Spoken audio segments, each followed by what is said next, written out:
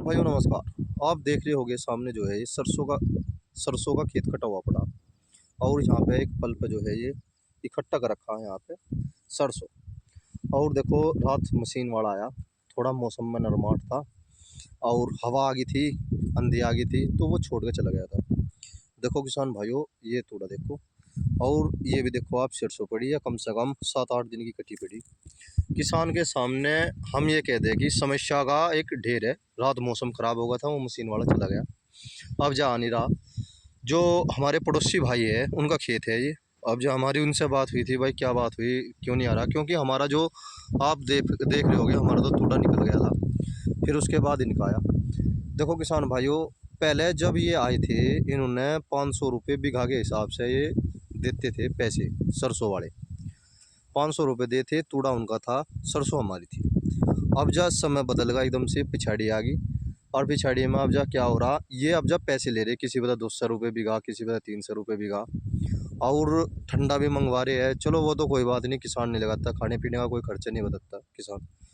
और देखो अब जब ये छोड़ के चला गया, अब जब मेरी इससे बात हुई थी, वो ये कह रहा था कि भाई आ नहीं रहा, बिल्कुल भी मने कर रहा, फ़ोन नहीं उठा रहा। किसान के आगे इतनी समस्या आ जा रही है। देखो किसान जो होता है वो अपने सारे साधन नहीं बना सकता, बिल्कुल भी सारे साधन नहीं बना सकता। बड़ा ट्रैक्टर नहीं ले सकता, बड़े ट्रैक्टर पे ही बड़ी वाह डप्पा सी मशीन चले।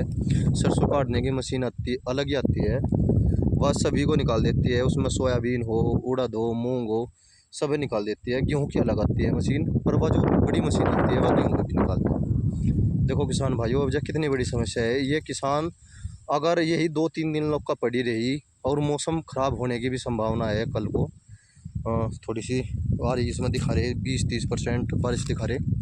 और ये देखो किसान कितना परेशान होगा बेचारा। मेरे सामने भी एक समस्या खड़ी हो रही है, पर मेरा जो मशीन वाला है उसने वादा कर रखा, भाई राहुल आप चिंता ना करो, हम आपकी ज़रूर निकाल लेंगे। मेरी तो अभी तक धरती पे भी नहीं गिरी, और कम से कम 5 दिन बाद कटेगी। इसीलिए किसान भाइयों, मैं आपको एक छोटी सी सलाह देना चाह रहा। आप अक्टूबर के महीने में सरसों की बुआई करो। सितंबर के लास्ट में अगर कोई लहसुन की खेती करना चाहता है, लहसुन की खेती कर लो। अक्टूबर के लास्ट तक सरसों की खेती कर लो। नवंबर के लास्ट तक गेहूं की खेती कर लो।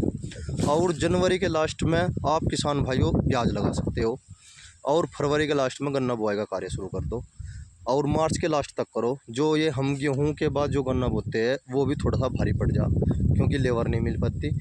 हर फसल का एक समय होता है, उसकी बुआई का, उसकी कटाई का। जो जैसा भी किसान है उन्हें पता है। बहुत से किसान हैं जो बड़े बड़े पैमाने पर खेती कर रहे हैं, सरसों की खेती कर रहे हैं, 50-50 बीघे, 100 बीघे सरसों की खेती कर रहे हैं। तो वे 15 अक्टूबर के बीच और 30 अक्टूबर के बीच में बुआई कर देते हैं, पहले ही कर दिया बल्कि। और उनकी समय पे ही निकल जाए और फिर दूसरी फसल की तैयारी करते हैं। देखो एक यह सबसे बड़ी समस्या है किसान भाइयों। अगर हम फसल चक्र से अगर खेती करते हैं तो इस बात का पहले ही हिसाब लगा लो भाई, बाद में हमारा फजीता ना हो। देखो अब जब फजीता होने वाली कंडीशन हो रही, देखो किसान भाइयों, या फजीते तक कम नहीं है बिल्कुल भी। इतनी बड़ी, जब किसी किसान भाई का काम रुक जाता है, उससे पूछ कर देखो।